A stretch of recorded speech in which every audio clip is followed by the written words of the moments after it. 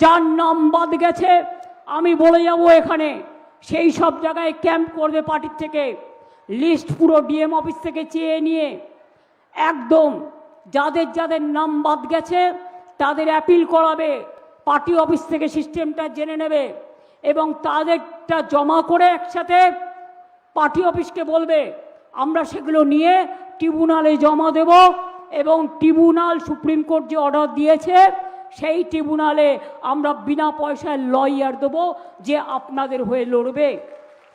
গরিব মানুষ দিতে পারে না, সব ট্রিব্যুনাল করেছে কলকাতায়, তা জেলায় জেলায় লোকেরা কি করবে? খাবি খাবে।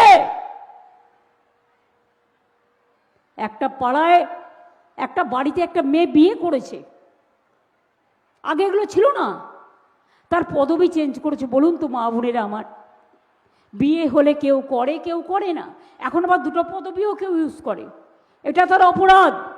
তাই ভোটার লিস্টে নাম নেই, অ্যাবজুডিকেশন। একটা মেয়ে বিয়ের পর শ্বশুর বাড়ি যায়, তার বাড়ির ঠিকানা চেঞ্জ হয়, সেই জন্য অ্যাবজুডিকেশন। অনেক ট্রাইবেলদের নাম বাদ, যান বর্ধমানে গিয়ে দিয়ে দেখে আসুন কত সাঁওতালদের নাম বাদ দিয়েছে। সুতি একটা ব্লক থেকে প্রায় 300-400 নাম বাদ দিয়েছে একটা বুথ থেকে।